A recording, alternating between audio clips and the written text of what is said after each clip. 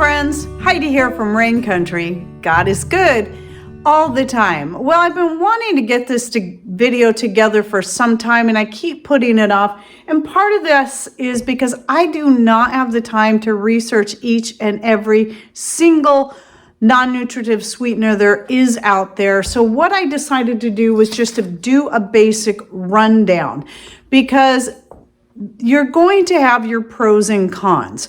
And there's some that I will still say stay away from entirely. But when it comes to the more natural ones, even those can have their cons. So it's just going to depend really when it comes to that, how much you're using it.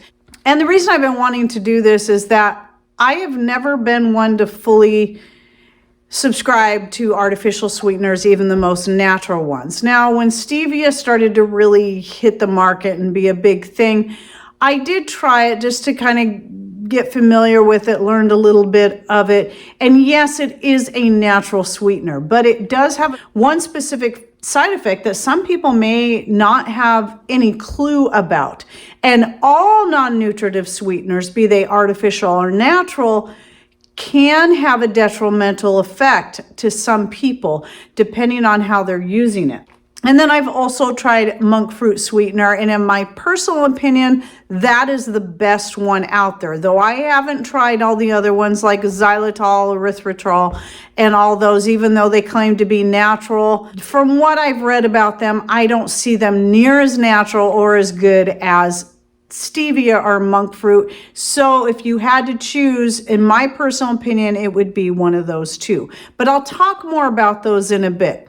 The first things I want to talk about are just generally speaking about non-nutritive sweeteners. And that is that your benefits obviously are going to be that if you're trying to lose weight, well, by using a non-nutritive sweetener over any other kind of sugar, even the most natural sugar like honey, maple syrup, organic, non-GMO cane sugar, and so on, you're not going to get the calories and the carbs. And so thus, if you're really trying to lose weight, going with a non-nutritive sweetener can be helpful, but not always. And that is one of the most important things to understand.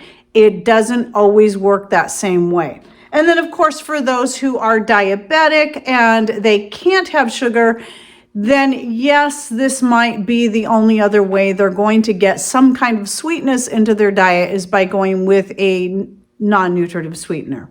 Because obviously they're not going to increase your blood sugar levels. And then of course, the less sugar you're getting, the better it's going to be on your dental health in general. But that to me is kind of silly, because you just got to have good dental care, oral care anyway. That's just important no matter what.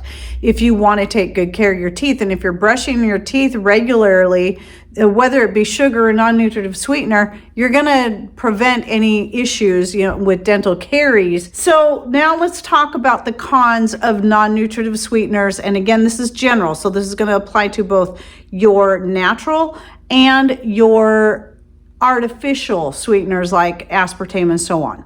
So with a lot of these, there's no real safety studies that have been done on if pregnant women or nursing women should be consuming them. So that's something to keep in mind, but it could vary for each one. So I suggest highly that if you're pregnant or nursing, you research that for yourself on the individual ones that you're looking into. And then the big one right here is that actually consuming non-nutritive sweeteners can have the reverse effect. If you're trying to lose weight, it can actually cause weight gain. And one of the reasons for that is that when you're eating anything and your body is especially if it is something sweet, your body's expecting to have the calories and carbs found in your sugars, your natural sugars. And so when it doesn't get that, it can actually increase the cravings for carbs of any kind, be it a sweet carb or potatoes or grains of any kind. So in general, it can cause you to actually increase your caloric intake if you're being dependent on non-nutritive sweeteners, no matter how natural they are. And this has been proven for years. This has been proven. Now, I do realize for some people that's not always the case, and it also is going to depend on how they're actually using it. But I know just through the many years, ever since fake sugars have been invented or used, I've seen heavy people rely solely on beverages like Crystal Light and diet sodas of various kinds, and it did nothing to change their weight. And in fact, a lot of them ended up putting on more weight. So that's actually pretty standard. And they finally proved it back in, I think it was the early 2000s, a study finally came out. It might have been proved earlier than that, but every time you look it up, you'll find that there have been multiple studies on this proving that non-nutritive sweeteners can actually cause people to gain weight rather than lose it. And again, I think that also depends on how they're using it and how much they're consuming. So one of the other downfalls is that what you'll see, just like I mentioned, is that when people have the option of having a drink with a non-nutritive sweetener, such as diet sodas, Crystal Light, or even those ones that actually use the natural ones, they're more apt to go for these things that have absolutely no benefit to the body. They're just empty calories, it's just flavor, and they're going to consume a lot of that rather than something that could be a lot more healthy, like water. Or even organic whole milk if you're one that likes to drink milk, which I'm not. Or if you're like me and you don't like to drink milk, or you're dairy free, then maybe they're going to choose this artificial drink that has no nutritive value to it over a good organic nut milk that they can even make themselves, that has nothing in it but nuts and water, and that's it. Again, I know that this is just general. That's not going to apply to everyone. That doesn't mean that everyone who uses non-nutritive sweeteners is just going to run out and start buying Crystal Light and sucking that down and diet sodas. I'm just using that as an example, but it is important to point that out because those that do become dependent on those drinks are the ones that tend to have the hardest time taking the weight off, or are more apt to put weight on because of the increase in cravings for calories, especially carbohydrates.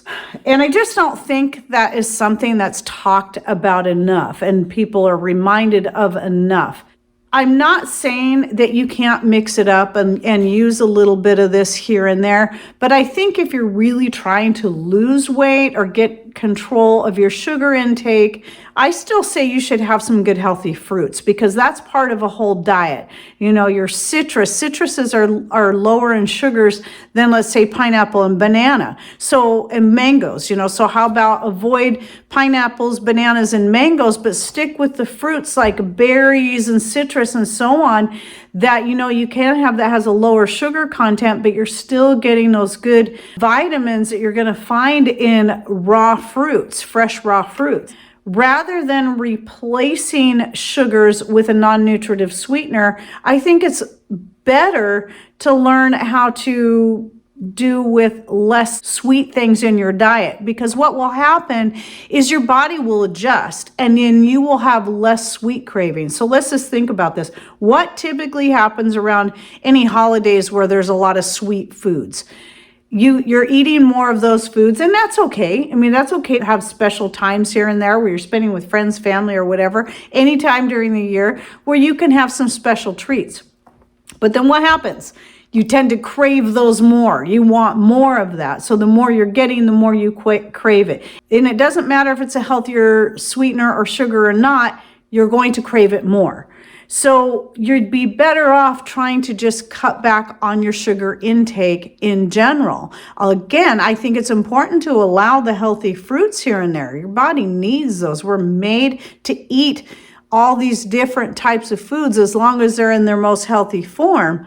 But just cut back, if you like honey, cut back on the amount of honey you're using, cut back on the amount of maple syrup, and don't feel that you have to replace your sugar-filled soda or your sugar-filled whatever type of coffee drink that you like with that same thing, but with non-nutritive sweeteners in there. How about just learning to drink your coffee with maybe just cream in it, or drink it black, or drink it with some kind, like I do. I like to add my mixed spice blend. I actually don't like my coffees or teas with any kind of sweetener. I prefer them totally non-sweetened.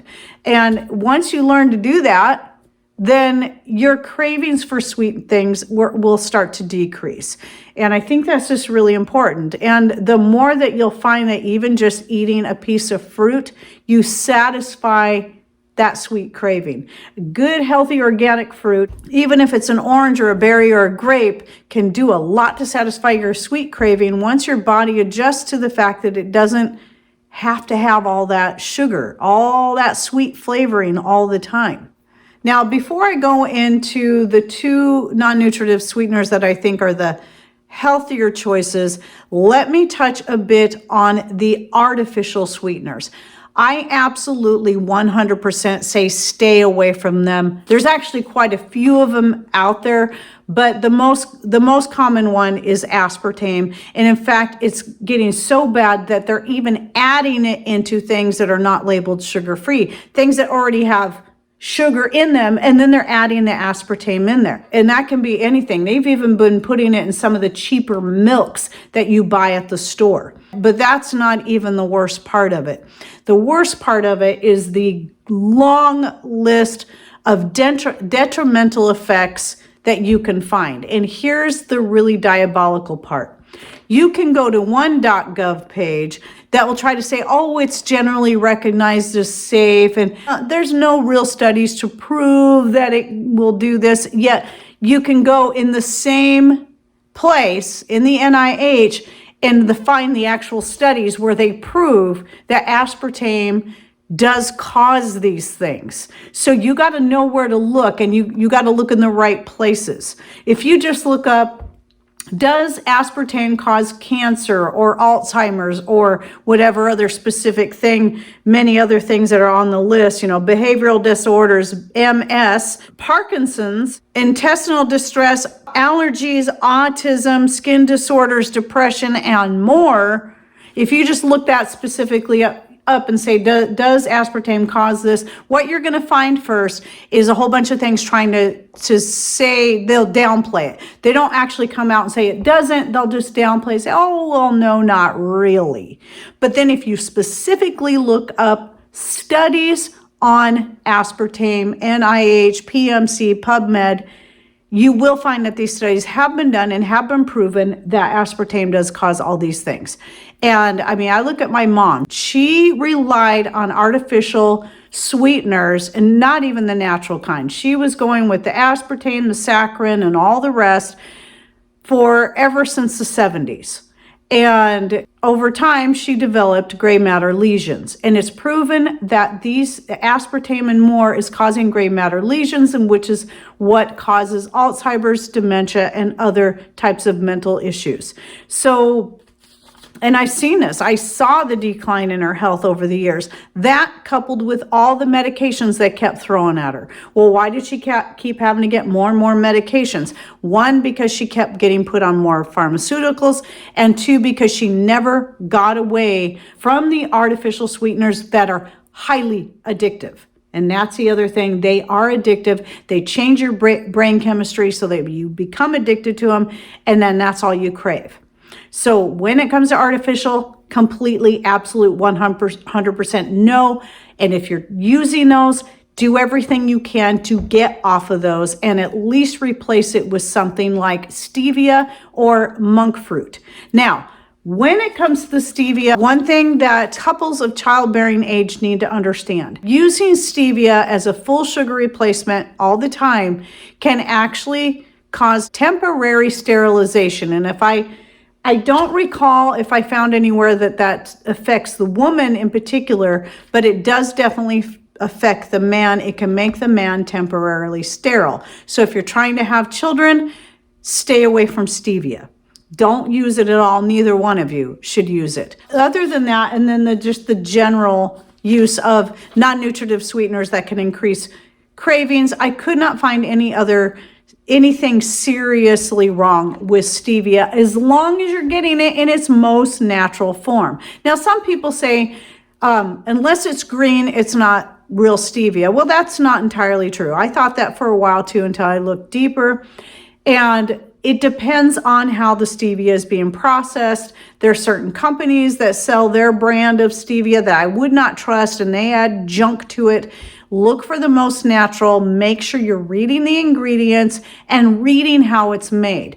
If what they're doing is they're extracting the sweetness from the plant and then distilling it, what you're going to end up with is you will end up with a white crystal form when it's all completed. And that's normal. It does not have to be green. And the nice thing about that is you're less likely to have that bitterness in there.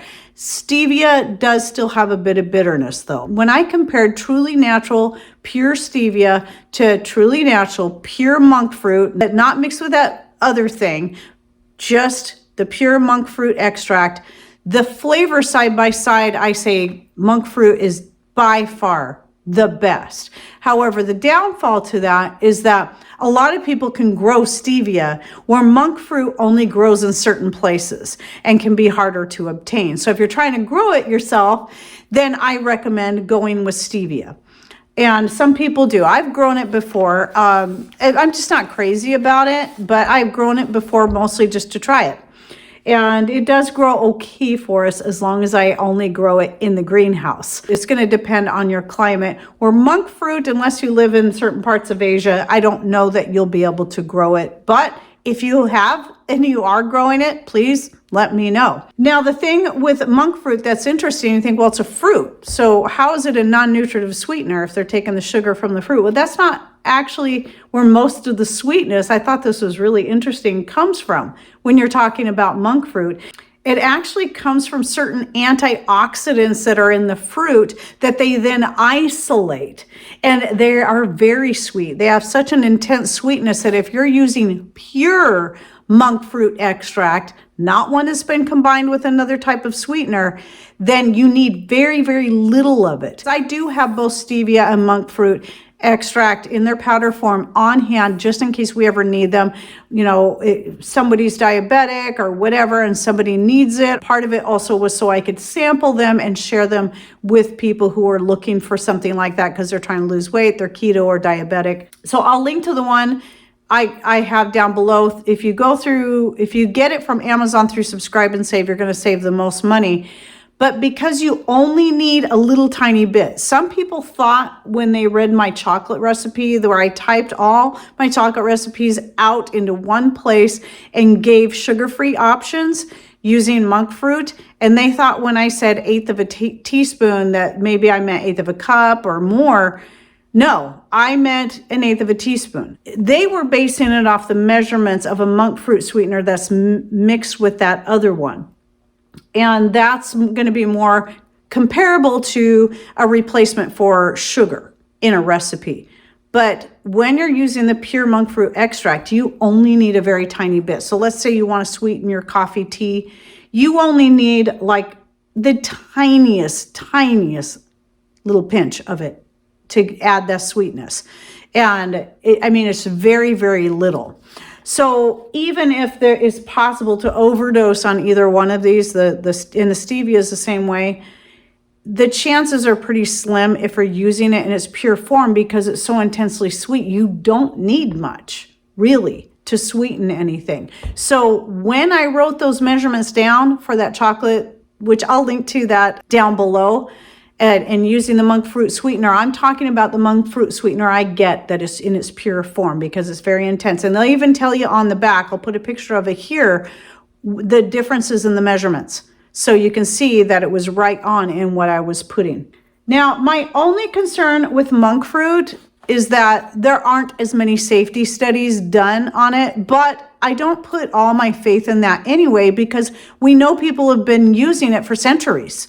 And so far there's nothing to prove that it has any negative side effects other than the fact that if you're relying solely on that and you're never eating fruit or anything else, it can actually increase your carb cravings and could possibly cause you to put on weight. Though if you're not consuming it in great quantities, I personally doubt that would happen. So again, I personally recommend that, but if you're wanting to grow a sweetener for yourself that is non-nutritive, then I say go with the stevia, because most people can't, because a lot more people will be able to grow that than to grow monk fruit. So anyway, that's just my quick take on non-nutritive sweeteners. Not all of them are artificial, that's why I didn't want to call it that. In general, and just some things that you can weigh out, and please just, no matter what it is, just do the research for yourself on each individual thing and try these natural ones out and compare them, and then just find out what works best for you if that's something that you really need to do. And then again, I'll throw this in one more time. If you really need to get away from sugar, instead of trying to find so many ways to replace it, it's okay a little bit here and there. How about just learning to live without so much sweetness in your life? Because God gave us sweeteners. He gave us honey. He gave us maple syrup. He gave us cane sugar. It's okay to consume this stuff now and then. It's about learning not to have it as much. We don't need it in and on everything. All right, well, I hope you enjoyed this video, and please put your thoughts down below in comments. What's your favorite type of natural sweetener to use, and how do you use it, and how has it helped you? All right, well, thanks for watching. Take care, and God bless.